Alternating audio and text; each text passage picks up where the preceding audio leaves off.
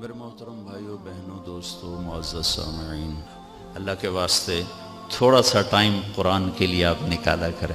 اے فیلاں پڑھ پڑھ توڑی مت ماری جانتی، تھوڑا سا اس کو ٹائم دیں، اس کا حق ہے۔ اور بھی دکھ ہیں زمانے میں محبت کے سوا، راحتیں اور بھی ہیں وصل کی راحت کے سوا۔ ایک آپ کا کام اتنا بھیڑا سا ہے، لوگوں کی جیبیں خالی کرنا۔ پہلے مداری بڑے ہوتے تھے، وہ تماشا کرتے تھے اور کھڑے انڈے سے بچہ نکال دوں گا اور بچہ جمورا، تو اس بیچارے نے نا کو پیسے پوسے اکٹھے کر لیے تھے، تو اس نے ایک نیمو کاٹا اور اس کو یوں نچوڑا، نچوڑ کے ختم کر کہا جو اس میں سے رس نکالے گا ساری کمائی اس کو دے دوں گا۔ ایک پتلا بھیڑا جا بندہ آیا، اس نے یوں نچوڑا، آدھا پانی نکلا۔ اس نے کہا تو کی بلا ہے کہ میں انکم ٹیکس افسر ہوں، میں تو لوگوں نے نچوڑ دینا، تو کی شے۔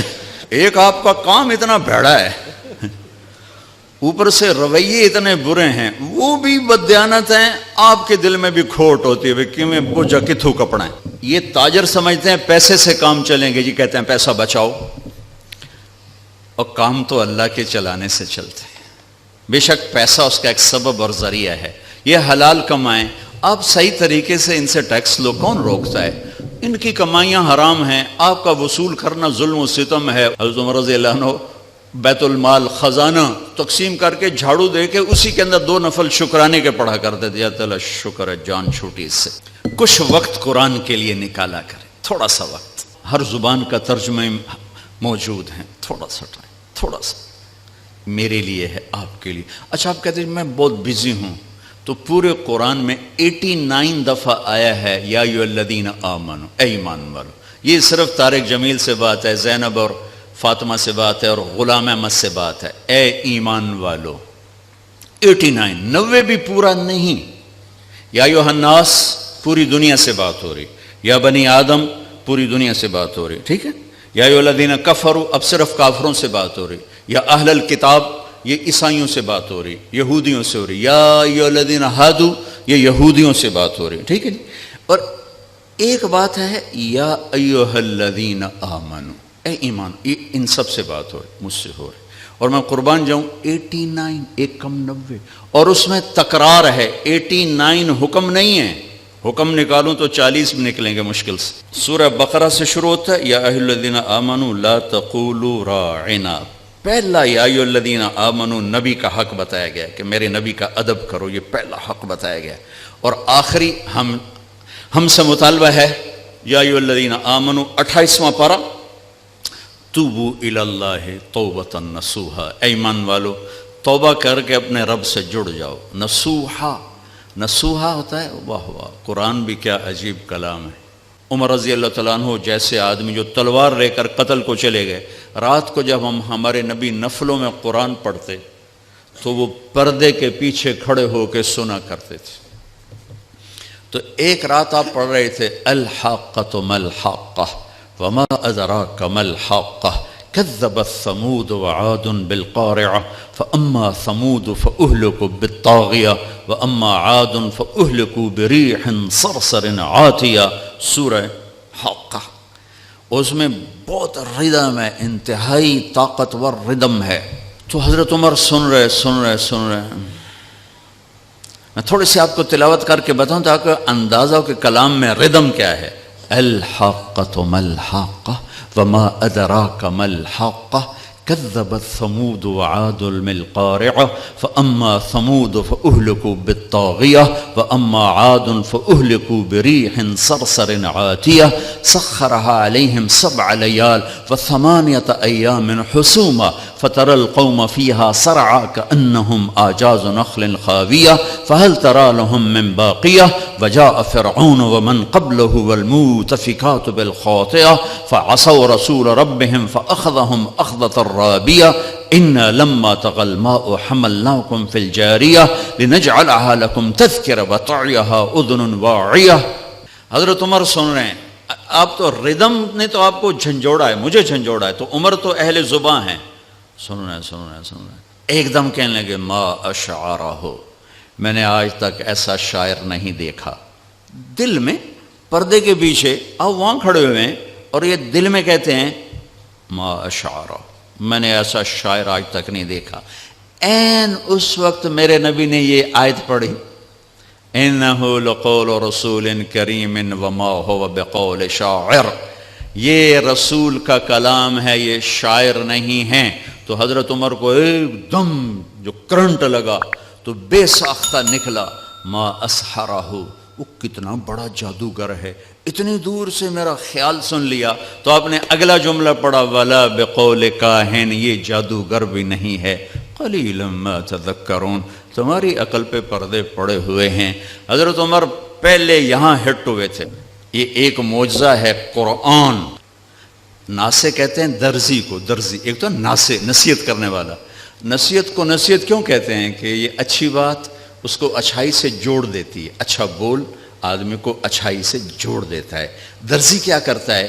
وہ دھاگے سے کپڑے کو کپڑے سے جوڑ دیتا ہے۔ اس لیے نبیوں کو بھی ناسے کہتے ہیں کہ وہ اپنی باتوں سے بندوں کو اللہ سے جوڑ دیتے ہیں۔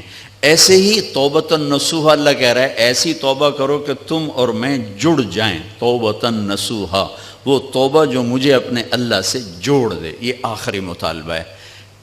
ابھی ہمارے حافظ صاحب نے تلاوت کی تھی، ایھا الذین آمنوا اتقوا اللہ ولتنظر نفس ما قدمت لغد واتقوا اللہ، یا ایھا الذین آمنوا اتقوا اللہ وقولوا قولا سدیدا، یا ایھا الذین آمنوا اتقوا اللہ حق تقاتہ، یا ایھا الذین آمنوا اتقوا اللہ وکونوا مع الصادقین۔ 4 دفعہ ایک حکم آیا ہے، 4 دفعہ ایک حکم، تقوی تقوی تقوی تقوی۔ اب کہتے ہیں جی ہم تو 20ویں گریڈ کے افسر ہیں، ہمیں تو فرصت نہیں۔ چلو 89 دفعہ جو یا ایھا الذین آمنوا آیا ہے وہ تو کھول کے پڑھ لیں کہ اللہ کیا کہہ رہا ہے۔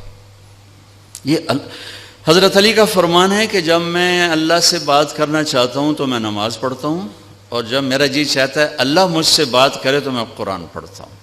یہ اللہ کا پیغام ہے، اللہ کا خط ہے۔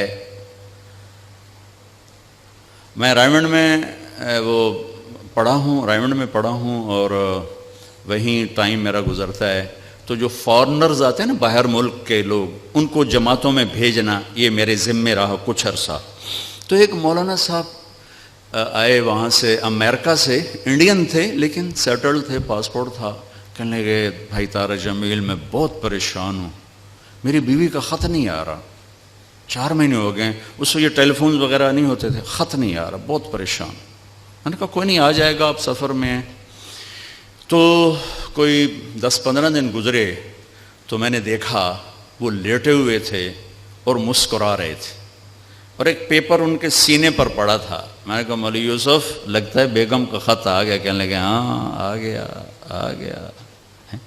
ایک بیگم کے خط نے ان کو پریشان بھی کیا، آئے تو خوش کیا۔ یہ خط آپ کے ہر گھر میں پڑا ہوا ہے، لیکن نہ بڑا اٹھا کے دیکھتا ہے، نہ بڑی اٹھا کے دیکھتی ہے، نہ چھوٹا دیکھتا ہے، نہ چھوٹی دیکھتی ہے کہ اللہ کیا کہہ رہا ہے۔ دوسری چیز جو اللہ نے میرے نبی کو دی، کائناتی آفاقی موج ہے۔ یہ 2 آفاقی موجزیں ہیں، وہ ہے معراج، کہ ایک آنے والے دور میں جو لوگ سپیس میں جائیں گے ان کو بڑا مانا جائے گا، کمال کر دیا، سپیس پہ چلے گئے، چاند پہ چلے گئے، مریخ پہ چلے گئے۔ میرے رب نے اپنے حبیب کو کائنات سے بھی اوپر اٹھا کے بتایا کہ میں تمہیں ایسا نبی دے رہا ہوں، اس کے ہاتھوں میں ہاتھ دو گے تمہیں مجھ تک پہنچا دیں گے، تم چاند ڈھونڈ رہے۔ دیکھو سرجری میرے نبی کی ہوئی ہے تو اوپن ہارٹ سرجری ہو سکتی ہے، میرے نبی نے سوچ دی۔ وہ تو ہم زوال کا شکار ہوئے تو اور لوگ ہم سے لے گئے، ورنہ اوپن ہارٹ سرجری کا پہلا تصور میرے نبی کے سے شروع کیا گیا ہے کہ جب آپ کو معراج پہ لے جانے لگے، ام ہانی کے گھر سے آپ کو جبریل نے لیا اور حتیم میں آئے۔ حتیم وہ چھوٹی وال دیوار ہے جو بیت اللہ کے ساتھ، اس میں ایک خالی جگہ، یہ بیت اللہ کا اندر ہے۔ جب ہمارے نبی 35 سال کے تھے تو قریش نے سوچا کہ بیت اللہ بنائیں، وہ سیدھا ہو گئے تو وہ مستطیل تھا، لمبا زیادہ چوڑا تھوڑا، ابراہیمی بنیادیں۔ یہ طے کیا کہ حلال کمائی سے بنانا ہے، حرام سے نہیں۔ اچھا وہ پیسے اتنے بنے کہ یہ چوکور بنا اور اگلا حصہ رہ گیا، تو کہنے لگے بس بھائی جتنا ہے اتنا ہی بناؤ۔ تو وہ چوکور بنا کر اوپر چھت ڈالی اور یہ حصہ چھوڑ دیا کہ جب پیسے ہوں گے تو تو ہم یہ بیچ میں شامل کر لیں گے۔ یہ اللہ کی حکمت تھی، نہ پیسے ہوئے نہ وہ شامل ہوا، تاکہ غریب لوگ بھی اگر بیت اللہ کے اندر نماز پڑھنا چاہیں تو وہ جگہ ہے جہاں اگر آپ اندر ہیں، ہم تو بیت اللہ کی طرف منہ کر کے نماز پڑھتے ہیں نا، لیکن اگر آپ بیت اللہ کی طرف پشت کر کے حتیم کی طرف منہ کر کے نماز پڑھیں تو بھی آپ کی نماز ہو گئی ہے، چونکہ آپ بیت اللہ کے اندر ہیں۔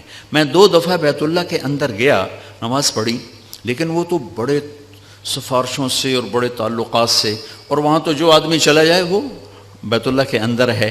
تو آپ کو حتیم میں لے جایا گیا، اب آپ کو بے ہوش نہیں کرنا، یوں جبریل نے ہاتھ مارا، سارا سینہ کھل گیا، اب دیکھ رہے ہیں، اور اس نے دل کو باہر نکالا تو دل سارے جسم سے جدا ہو گیا۔